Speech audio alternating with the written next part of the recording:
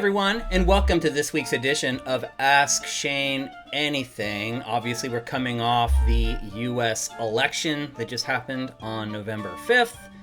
These last couple days have been a challenge. I didn't sleep for the first night. I finally got some sleep last night, but I'm still dragging a little bit. But anyway, I do want to thank everybody who is pledging at $7 or more per month at patreon.com/SIFTD. Because of you guys, this show keeps happening. Everybody gets to watch the archive. Everybody gets to ask questions. And please, go ask questions right now. Go to SIFTD.net. Up there in the header, there's a link that you can go to our forums and ask me questions. We can always use more. It's good to have a backlog as well, particularly as the holidays get here and everyone's traveling around. We still need to do the show. So if I have a backlog of questions, we'll always have episodes to do. I won't have to keep bugging you guys while you're out doing stuff for the holidays. So anyway, thanks again to all our patrons, all our supporters. I love you guys very much. Let's get to this week's question. Okay, first up, we have a question from Khalib Twalai. Are patents bad for the video game industry? How good or bad are these recent lawsuits from Sega and Nintendo for everyone? Will smaller studios be able to succeed if Nintendo and Sega win these lawsuits?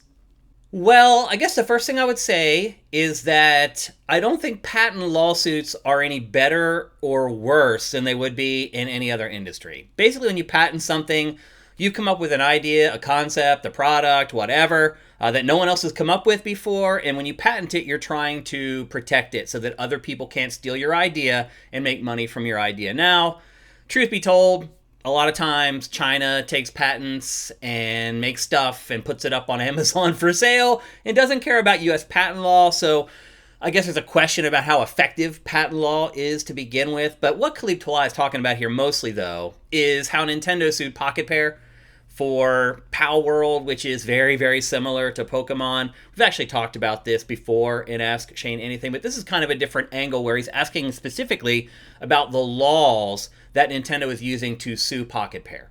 Generally, I absolutely believe in copyright, trademark, all that stuff. I'm a business owner. So, having somebody clone my website and, put it up and start running ads against it. Like we had that happen at Game Trailers where somebody literally mirrored our website and put it up on their own and started serving ads. And it was in another country and it was a nightmare for our legal department to take it down because once you start dealing with international laws, other countries don't want to work with you so much. So I absolutely believe in protecting things that you have come up with, ideas that you've created. You should. I mean, what else do you have in this world if you can't come up with something and then be the one to profit off of it? And again, I know that doesn't always happen that way. There's a long line of people who have come up with ideas and someone else stole them and got rich off of them. Look at all the social media companies. They all are just like slight variations of each other, yet they all seem to do fine. So I'm not a fool. I do realize that these laws are not, 100%. They're not going to work every time, but you have to try. I mean, imagine if you worked your butt off for 18 months. I mean, I've been working on SIFTD now for like 9 years. But imagine if you just worked on something for like 18 months or 2 years and you came out with this great product and somebody, the wrong person, got to look at it. Maybe somebody you trusted to look at it, shared it with someone they shouldn't have shared it with. They have more money than you. They can go and finish the idea far more quickly than you. So I can't think of any circumstance, honestly, where protecting things that you create first, ideas that you come up with first, would be a bad thing. I mean, are you hoping that like all gaming companies can just steal each other's ideas and like that means that you'll get more of that specific type of game that you like?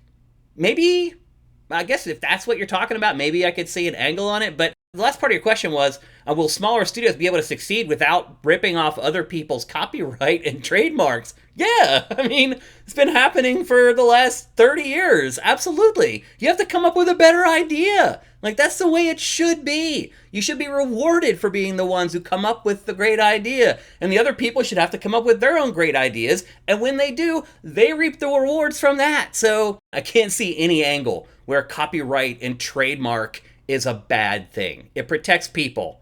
And I think that's a good thing. Okay, question number 2 comes from Liberal Hack. What are your feelings about representation in games? I feel that representation is an overall good. Trans representation in fantasy is fine when done well, but it has to be done well, and it's okay to criticize it when it's poorly written, ham-fisted, or preachy. Sometimes in an effort to combat online hate, There's an effort to never criticize examples of diverse representations, even when they're done poorly. Okay, liberal hack. I guess I would just start by saying generally, I agree with you. Representation in games, I think the best representation in games, I think what you're shooting for is to include it. But to include it in such a way, one, that it's done well, as you mentioned, but also to include it in such a way that it's not obtrusive. I think Dragon Age the Veilguard does a great job with it. I created my character. I didn't even stumble across anything in the character creator where I feel like people who don't like diversity would be offended by it, but it's there. And if you dive into it, you can find it. And I would guess people who want to create their characters in that way probably had no problems finding that stuff and were able to create the character they wanted to. And at the same time, the people who are not into it, it's not in their face when they boot up the game. And again, personally, I don't really care if it's in their face, but from a business perspective, you probably need to make it so it's not completely overt. So that's the first thing I would say is the implementation of it. I think you have to be really careful. Again, if you want to make your game viable to a wider audience and you're not just trying to get people who are okay with diversity to buy your games. I think the best games over the last decade and a half are the games that give players the choice to be who they want, do what they want. So if you want to choose to play as a transgender character, you should be allowed to. If you don't want to, you should be allowed to. I don't feel like it should be forced on the player if they're not interested in it. Again, if you're hoping to reach a wider audience. If you're okay with just reaching people who are okay with diversity, then you're going to limit your audience, but you have the right to do that as well. So I guess the way I'm looking at it is there's two different angles here. There's you can create the art for yourself and for like-minded people, or you can create the art to generate as much profit as you want to, more of the capitalism angle. And I think if you want that second part, where you can make as much money as possible, so hopefully you can make another game that includes diversity, I think choice is the key. And I think choice is one of those trigger words for a lot of people, but I think both types of people want it. They want the opportunity to choose. Now, to be fair, some of the people who are against diversity, even when it's not forced on them, they get really angry over it. That's just wrong. I think most level-headed people can agree that that is just flat out wrong. So that's also where I would kind of draw a line in the sand here.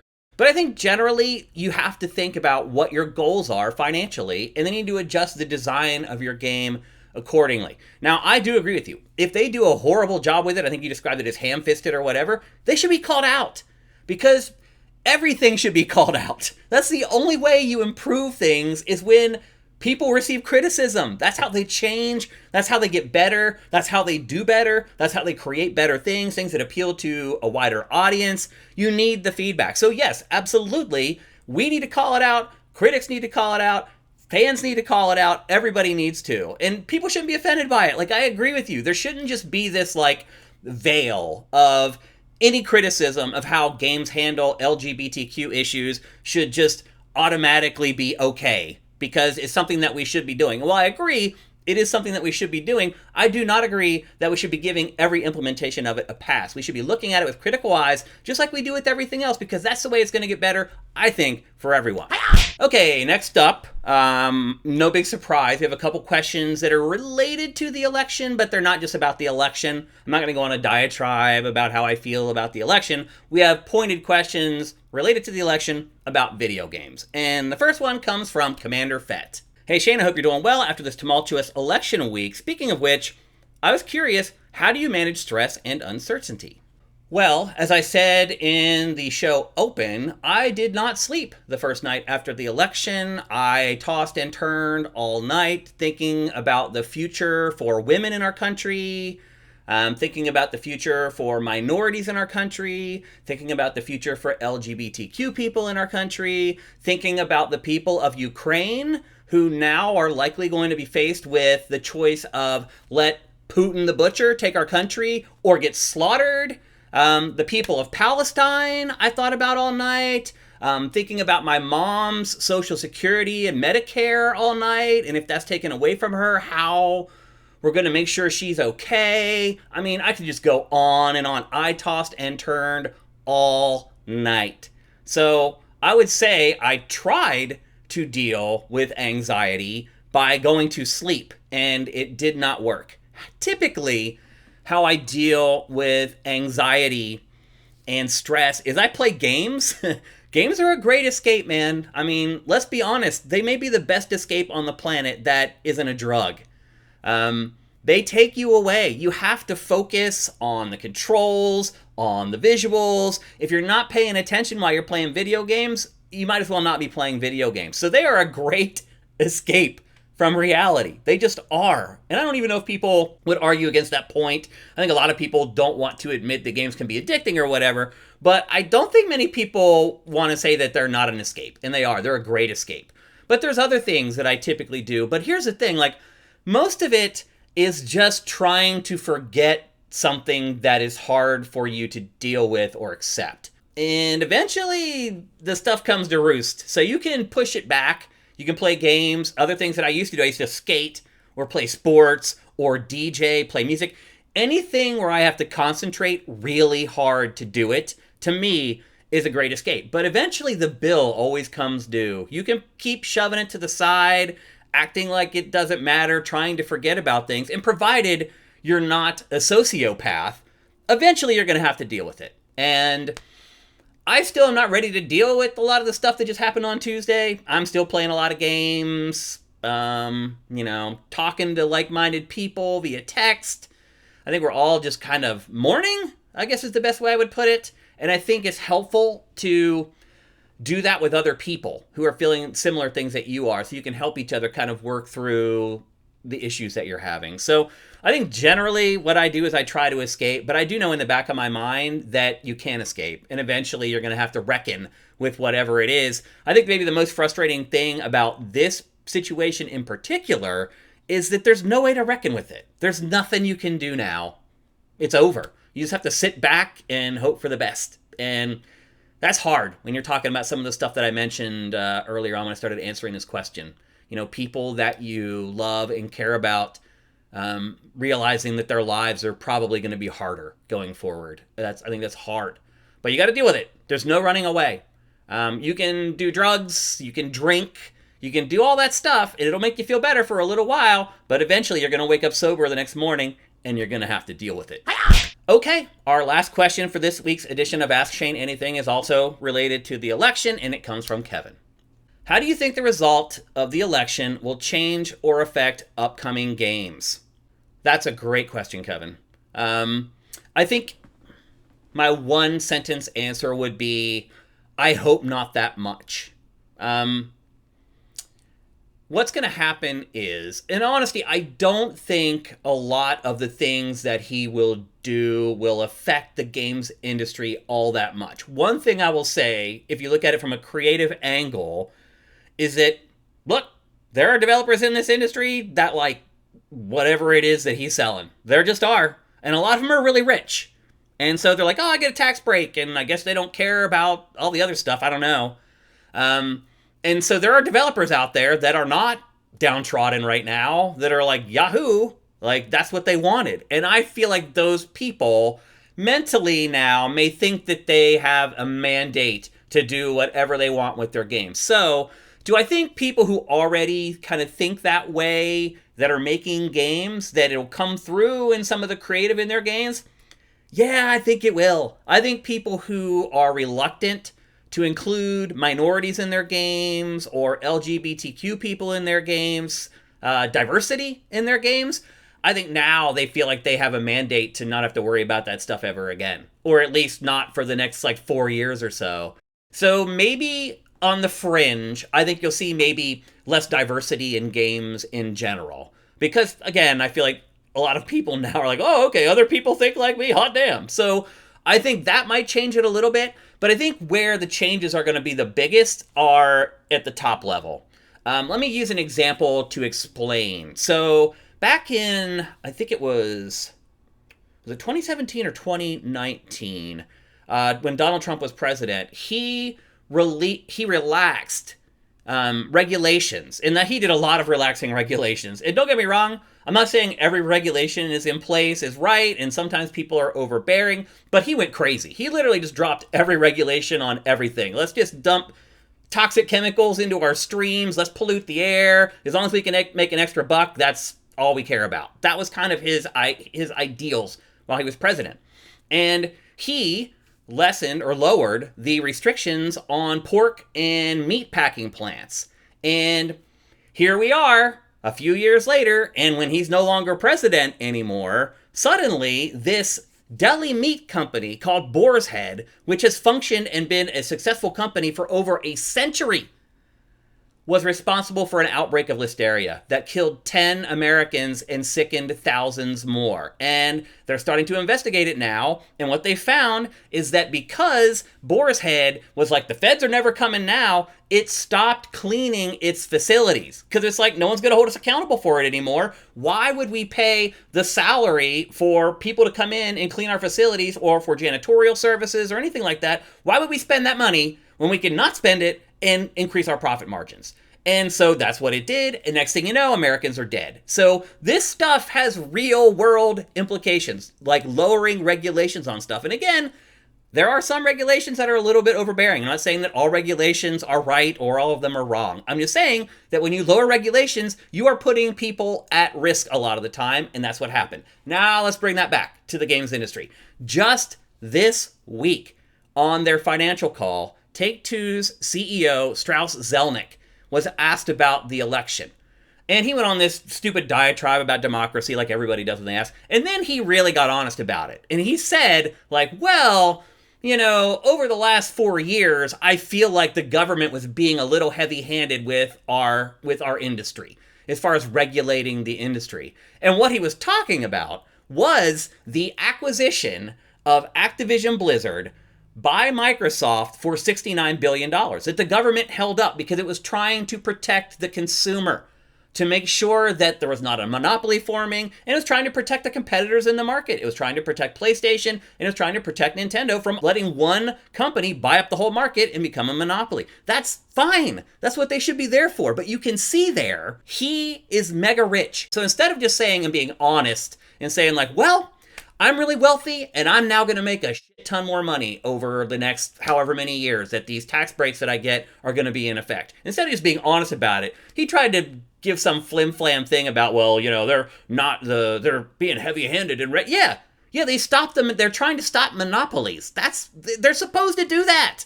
That's good for us. It's good for everybody. But you can see when you're wealthy, you look at things from a whole different lens. So that's the one thing I would say. It's like, the regulations, not just in the games industry, but in business and industry in general, they're going to be dropped again. You're not going to have as much protection from your bank like you used to. You're not going to have as much protection from stock scams like you used to. You're not going to have as much protection from monopolies like you used to. All of that stuff is going to change and go away. And so what could happen is these mergers and acquisitions that have been going on, where we actually had the government looking at them and making sure they're okay. And truth be told, the government looked at that acquisition, the Activision Blizzard acquisition, and said, okay, they let it go through.